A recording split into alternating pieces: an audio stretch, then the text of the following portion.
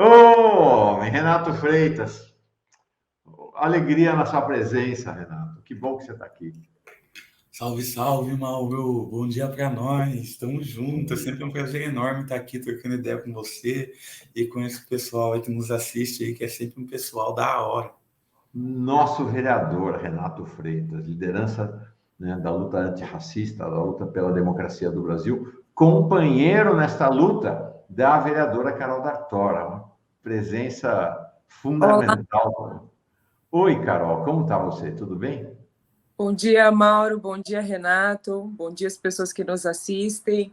Estou bem esgotada, fiquei muito. Enfim, né? Exigiu muita energia participar dessas duas sessões aí essa semana e foi bem pesado. Mas estamos aqui na luta sem perder a esperança. O Renato, como eu disse, não foi, né, Renato? Né, por uma conversa dele, que é advogado, que é mestre em direito, com seus advogados, a opção foi não ir nas sessões, ele já vai explicar. Quem estava lá foi a Carol. A Carol sustentou a luta lá no plenário. Foram 25 votos a 7 na primeira votação, 25 votos a 5 na segunda votação. Antes de você falar, Renato, vamos ouvir o que foi. A Carol tinha me dito já na anteontem que tinha sido um show de horrores a primeira sessão. Imagino que a segunda também foi um show de horrores. O que aconteceu lá no plenário da Câmara nessas duas sessões, Carol? Bom, primeiro uma argumentação, né, que eu venho fazendo, inclusive comentei com o Renato enquanto a gente ainda se encontrava ali na Câmara, de como isso é uma espetacularização do sofrimento, uma exposição desnecessária, fazer essa votação em duas sessões para um processo de quebra de decoro parlamentar que já se demonstrou que não existiu. Então, já ficou demonstrado que não houve invasão de igreja, ficou demonstrado que não tem materialidade nessa situação, e mesmo assim eles levarem a cabo esse processo de cassação em plenário, expondo, né, toda essa situação, a distorção das falas, vereadores bolsonaristas fazendo falas extremamente carregadas de ódio, extremamente racistas. E aí a resistência, né, que a gente tem que ter por sermos vozes minoritárias ali naquele espaço. Então, vereadores do PT somos apenas 3, somos eu, o Renato e a professora Josete, e aí tem mais 2 vereadores de centro, mas nós somos uma minoria, inclusive porque nós somos uma minoria política no país inteiro. Então, eu tentava explicitar isso em plenário, a violência que é para uma mulher negra, eu sou a única mulher negra daquele espaço, estar entre 25 vereadores brancos votando pela cassação de um jovem periférico negro e dizendo que isso não tem nada a ver com racismo, que a gente está distorcendo a fala. E aí ter que fazer essa discussão de forma republicana, demonstrando que isso é racismo sim, que é racismo institucional, que é racismo estrutural, racismo que opera, né, para nos tirar daquele espaço que é com muita dificuldade que a gente chega.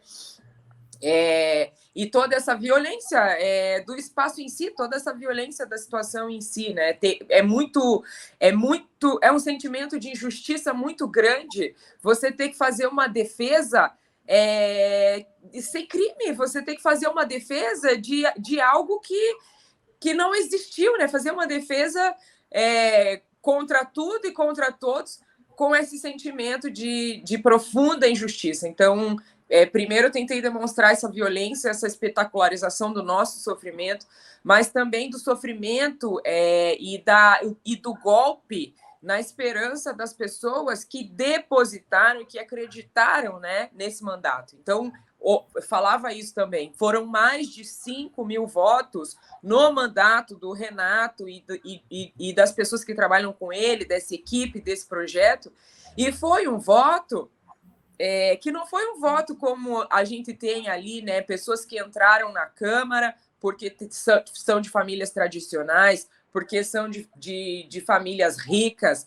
porque vem de uma tradição. Não, foi um mandato que chegou ali com muita dificuldade, com todas essas barreiras impostas por esse sistema que opera cotidianamente para nos matar, né?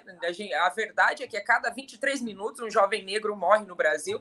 Então, vencer todas as barreiras desse sistema de opressão que se chama racismo, chegar ali através do voto de pessoas que realmente acreditaram, um voto de confiança, um voto de pessoas oprimidas, um voto de pessoas que querem uma transformação, e ver tudo isso sendo desprezado é uma violência, para além de ser uma violência racial, uma violência para cima dos nossos corpos. Então, esse peso tem que ser a única pessoa negra ali naquele espaço a dizer que isso é racismo, porque infelizmente, os outros 2 vereadores declarados negros não se posicionaram, né? Votaram, mas não se posicionaram. O Renato não estava por orientação da sua defesa. Isso é pesado em si, isso é muito pesado. Mas o peso dessa injustiça sobre as pessoas que depositaram nesse mandato a sua confiança e a esperança de uma reforma, de uma transformação política, de uma nova cultura política, como a gente fala muito. Então, para mim, eu realmente, sim, para mim foi muito pesado, foi muito violento, eu fiquei muito triste. Foram 2 dias de fazer discurso sozinha, né? Então, fiquei palestrando mesmo, demonstrando toda essa violência. Senti sua falta, Renato, mas entendo o porquê de você não ter estado ali.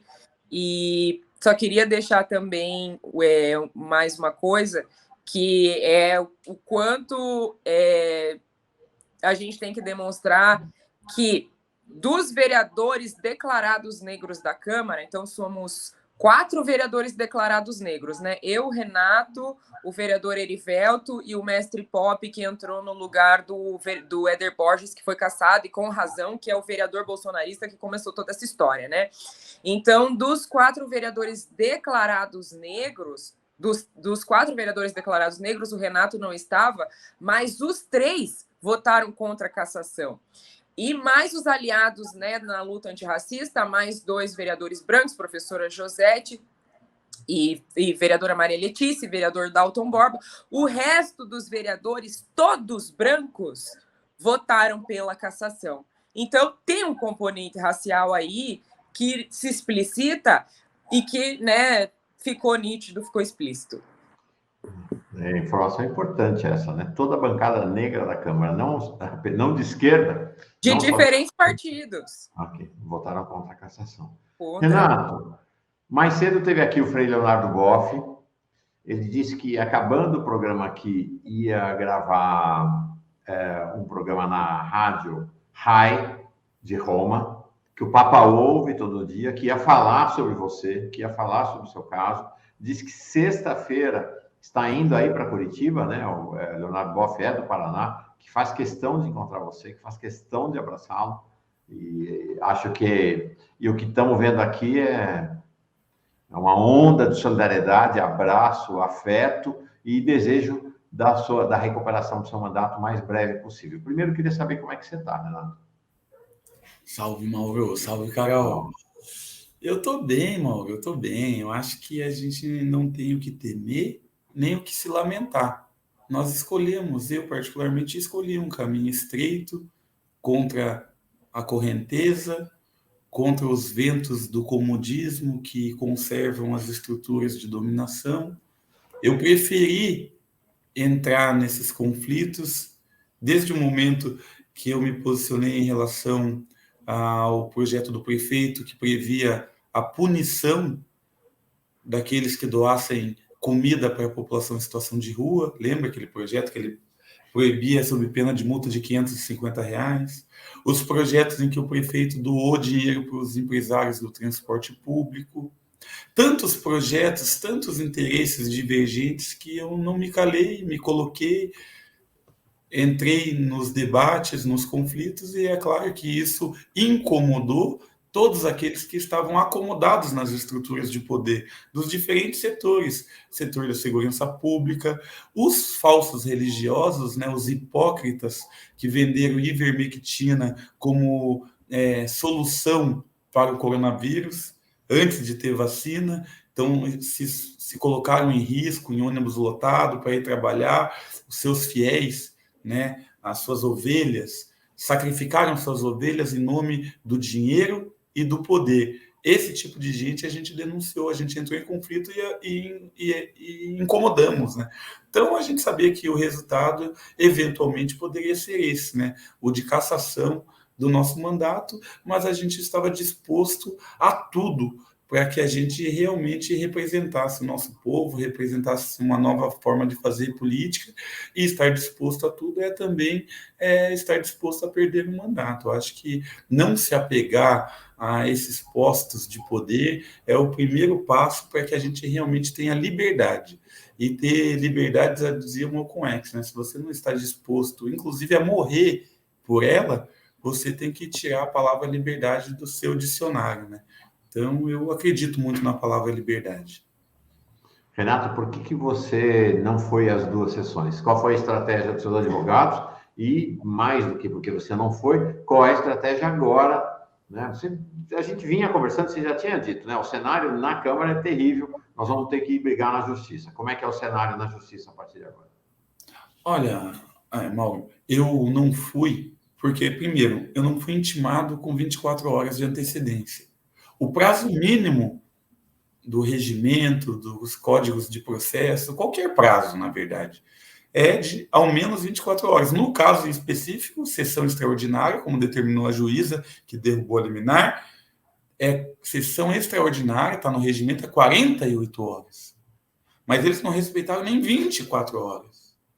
Eles fizeram esse processo todo de forma tão assodada, tão apressada, numa sanha persecutória que só se justifica por interesses alheios ao próprio processo, e sabemos quais são esses interesses, e eles colocaram aí a carroça na frente dos bois e deixaram o processo impregnado de nulidades insanáveis. E essas nulidades, esses erros deles, para que o processo seguisse de forma tão rápida, vai ser questionado agora na Justiça, e a gente acredita aí que o Poder Judiciário vai reconhecer, porque é direito líquido e certo. A gente aprova, está na própria lei, e a intimação, no caso da intimação, são muitos outros elementos de suspeição, impedimento, como a gente já apontou aqui outras vezes, do áudio que vazou, do vereador que pressionou, do Oswaldo Eustáquio lá que foi na Câmara para pressionar a vereadora Noêmia Rocha, enfim, uma série de elementos aí que com certeza, acredito eu, vão anular esse processo. Já tem uma data Não, só ia reforçar que é bem interessante isso mesmo. Eles entraram numa ânsia tão grande de levar o processo a cabo que realmente ficou muito furo, assim, muito furo. E eu tô com muita esperança nessa judicialização agora após, né? E também interessante que eles não tiveram essa pressa para levar o processo do vereador bolsonarista Éder Borges. Nesse eles enrolaram, mesmo tendo aí sim realmente fato, materialidade para caçar, eles ficaram protelando os prazos. Inclusive, esse vereador está recorrendo agora, tentando tirar o vereador que entrou como suplente, que é um homem negro e um aliado, né? Já demonstrou que é um aliado ali dentro da Câmara em várias questões. Agora eles estão acelerando também para acolher esse vereador que está recorrendo, né? Esse vereador bolsonarista que está recorrendo. E por que ele foi cassado, Carol?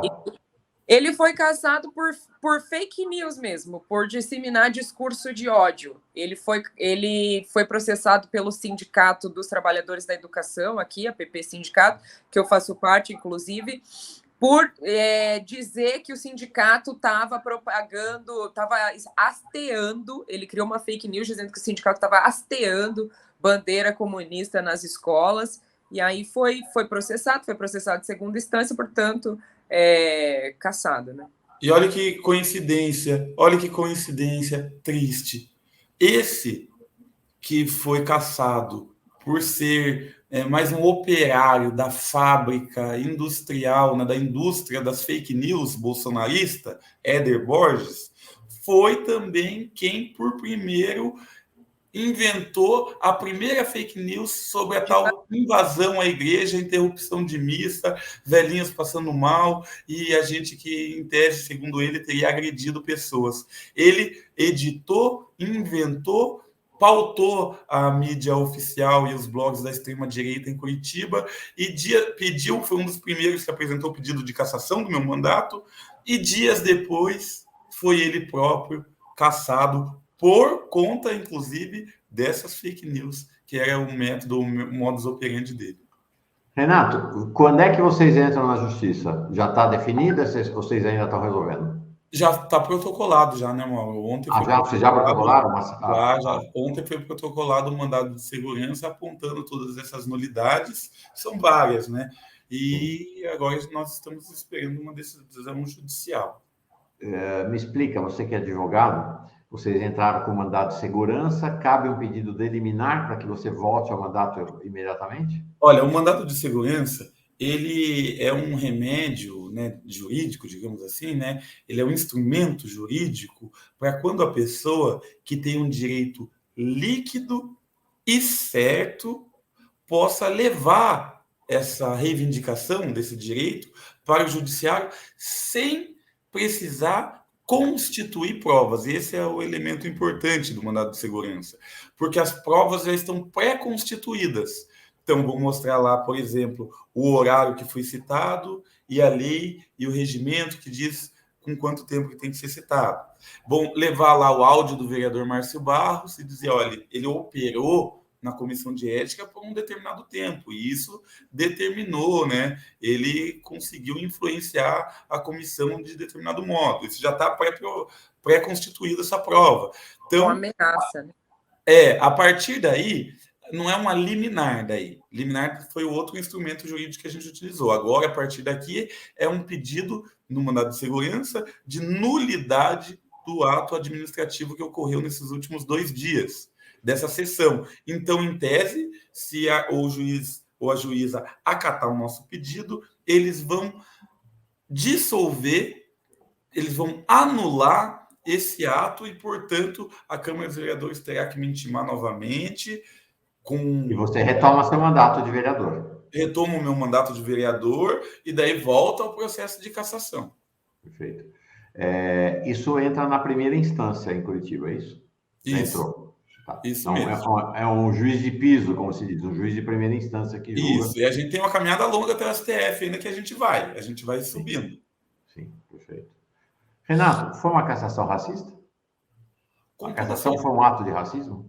Com toda certeza, Mauro. E olha só que absurdo, né? Em que pese todos os vereadores fizeram já de introdução de suas falas, não estamos votando aqui por causa do racismo, mas sim por causa de uma falta de decoro, etc. Mas olha, pensa comigo, você e todas as pessoas que estão nos assistindo, foi esse ato de cassação um exaurimento de uma ação iniciada com o Moís, depois com o Durval, e que, quando denunciada por nós aqui em Curitiba, em frente à Igreja dos Pretos, e depois dentro da Igreja dos Pretos, Nossa Senhora do Rosário dos Pretos, nós fomos punidos, silenciados, asfixiados por conta de uma denúncia de uma morte brutal, de um assassinato racista.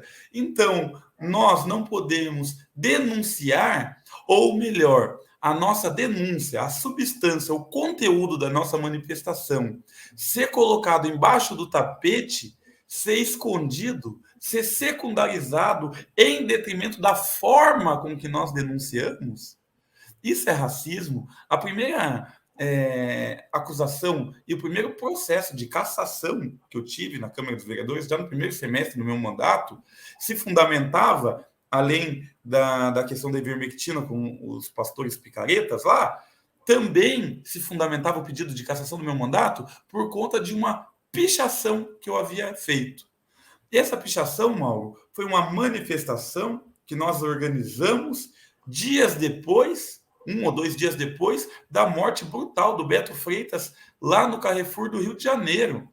que foi espancado até a morte pelos seguranças. Nós aqui fizemos uma manifestação e eu escrevi na mureta do estacionamento do Carrefour: a injustiça praticada em qualquer lugar do mundo é uma ameaça à justiça em todos os lugares do mundo. Martin Luther King. Isso eu escrevi. Esse era o conteúdo da nossa denúncia.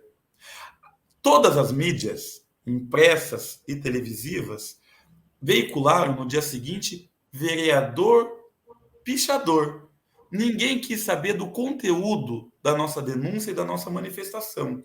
Todos se ativeram tão somente à forma. Condenaram a forma, uma lata de spray e uma tinta numa mureta. Eles condenaram e não quiseram saber o que estava escrito nem o que eu estava querendo dizer. Silenciaram uma vez mais a nossa denúncia. Isso é racismo. Agora, novamente, não quiseram saber o que nós estávamos reivindicando naquela manifestação e se ativeram exclusivamente à forma. Disseram que entrar num local que para nós é sagrado também, sobretudo para nós, porque é a Igreja dos Pretos, e reivindicar pela nossa vida é uma forma equivocada. E o conteúdo eles não quiseram novamente discutir. É silenciamento, né? É racismo, né? Estrutural e também interpessoal, né? Subjetivo. Totalmente. Ontem, só registrando, Carol, todo apoio a você e ao Renato na luta de vocês do perfil Cloropinga. Eu queria te ouvir e aí, ao te escutar, fazer já uma questão. Eu ouvi o que você ia falando, mas já quero te propor uma questão. Que é assim, vocês vivem uma situação distinta em Curitiba, né? Apenas 20% da população curitibana é negra. Ao contrário, diferentemente do resto do país, em que é 56%.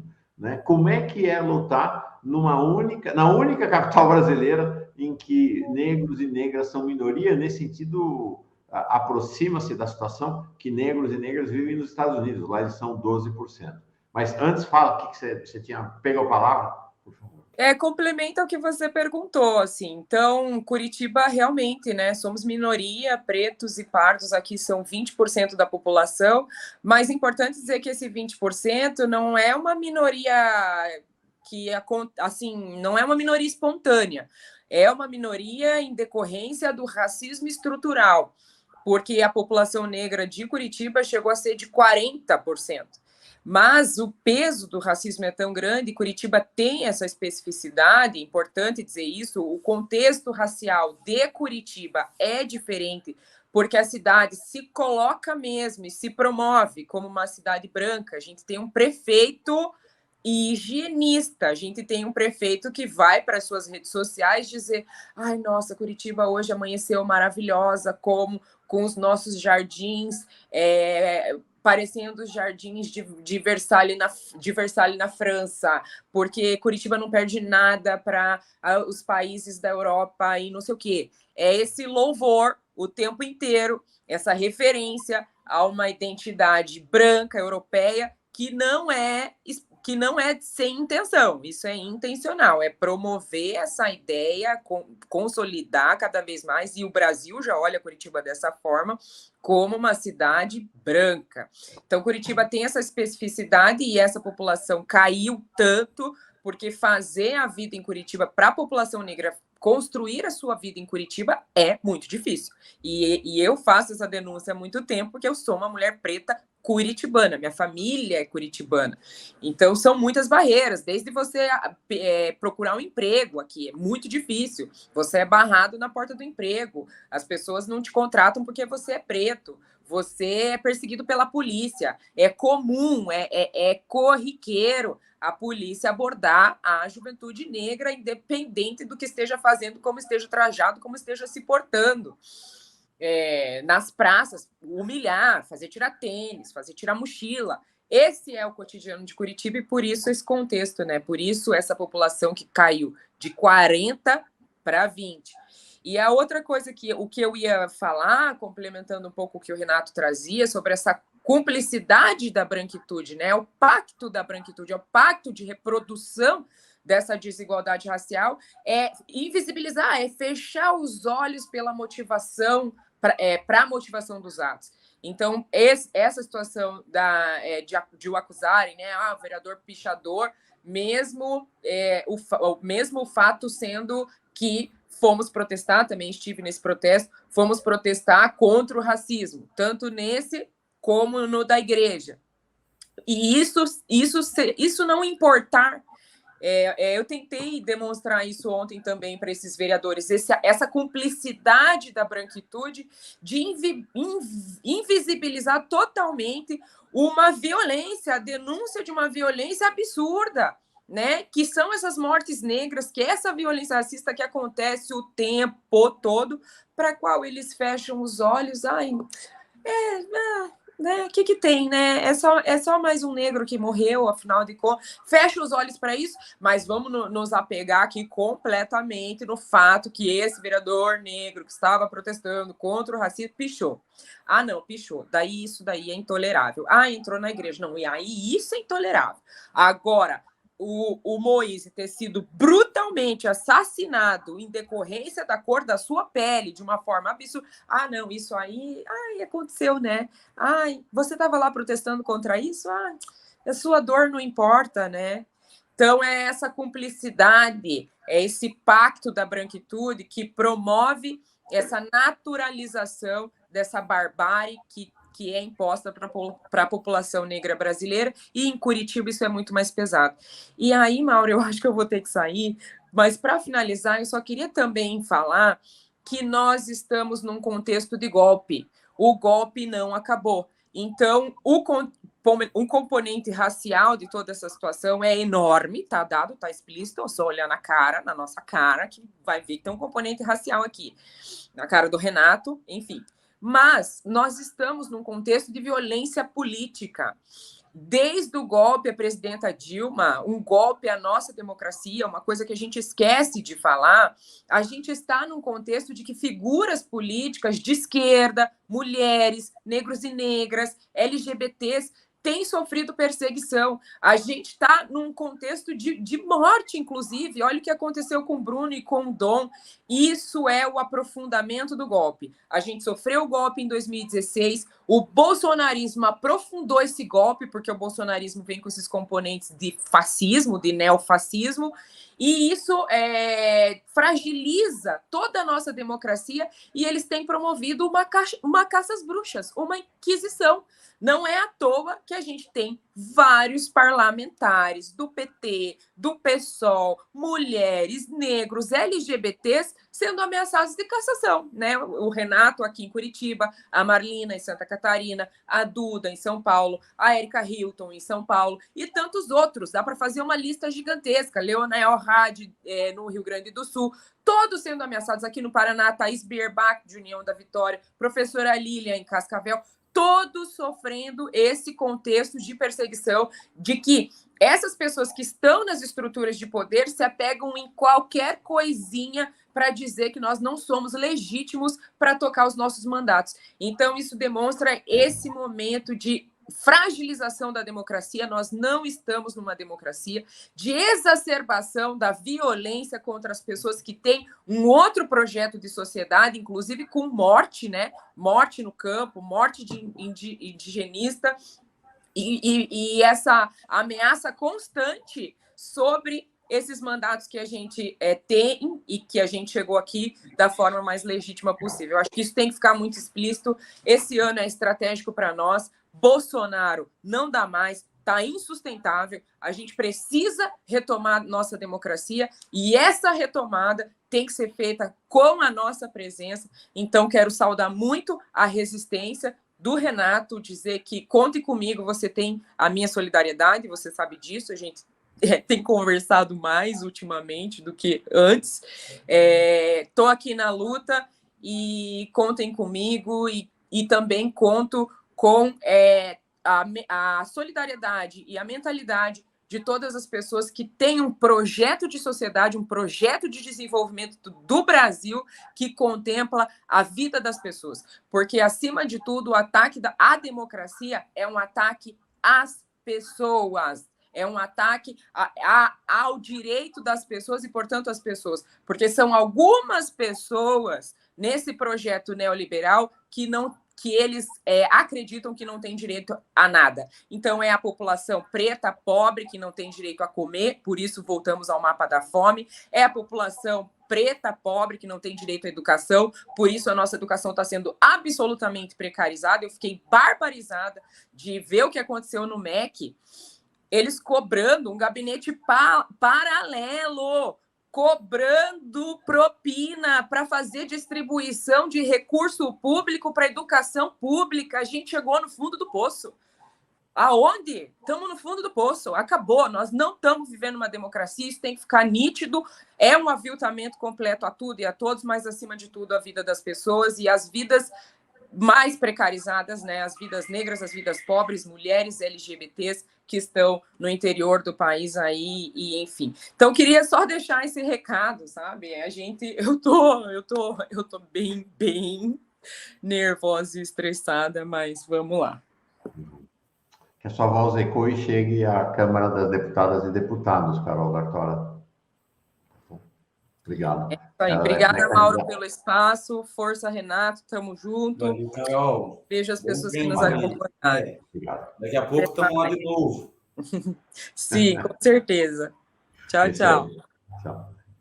Carol é pré-candidata a deputada federal pelo PT do Paraná. A situação no Paraná um pouco melhor desse ponto de vista do que Curitiba, né? Com a expulsão dos negros e negras, Curitiba tem só 20%, mas mesmo no estado do Paraná, negros e negras não são maioria, 1/3 aproximadamente do estado do Paraná. Renato, a onda de solidariedade e apoio a você realmente é muito, muito grande, né? Falei aqui do BOF, você vai nas redes, há um enorme apoio a você.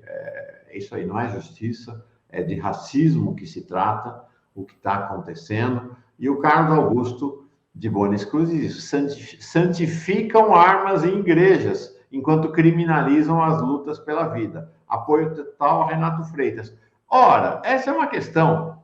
Você entrou na igreja para defender a memória do Moís e o direito à vida das pessoas negras. Por sinal, entrou na igreja dos pretos de Curitiba. Aí vem essa coisa, até gente de esquerda criticou, que se prejudicou o Lula, um monte de pataquada. Agora, o Bolsonaro e a extrema-direita ir nas igrejas, como disse aqui o Carlos Augusto de Bonis, santificar as armas, defender a morte, está tudo bem, né? Isso está tudo bem. Então, realmente, essa história, Renato, olha... O prefeito Rafael Greca, um diácono da Igreja Católica, junto ao prefeito Rafael Greca, recentemente abençoaram pistolas .40, um carregamento de pistolas .40 que chegou para a Guarda Municipal, e também alguns fuzis. Eles fizeram um ritual abençoando essas armas. Pouco tempo depois, Mauro, da Guarda Municipal ter atirado em frente a essa igreja, a igreja do Rosário dos Pretos. Olha quanta coincidência. A Guarda Municipal atirou numa multidão com arma letal, calibre 12, acertou um inocente pelas costas, Matheus Noga Silva, de 22 anos, que morreu via óbito no local, atingiu mais 2 meninas que estavam próximas, deixou uma criança de colo, órfã, de pai, e uma menina também de 20 anos, viúva. Isso fez a Guarda Municipal de Curitiba. Dias depois, um diácono da Igreja Católica abençoa as novas armas adquiridas por essa mesma Guarda Municipal que mata. Primeiro ponto. Segundo ponto, os pastores da Igreja Pentecostal de Curitiba, junto com policiais civis, se eu não me engano, da Delegacia de Homicídios, protagonizaram um outro espetáculo, um outro ritual macabro de bênção de armas. E daí só armas de grosso calibre, fuzis, escopetas e etc. Gravaram isso e colocaram nas redes sociais em Curitiba também recentemente. Essa tragédia dessa interpretação diabólica, né, da religiosidade, infelizmente está prosperando aqui na cidade, mas não só na cidade, né, no país, né? Sim.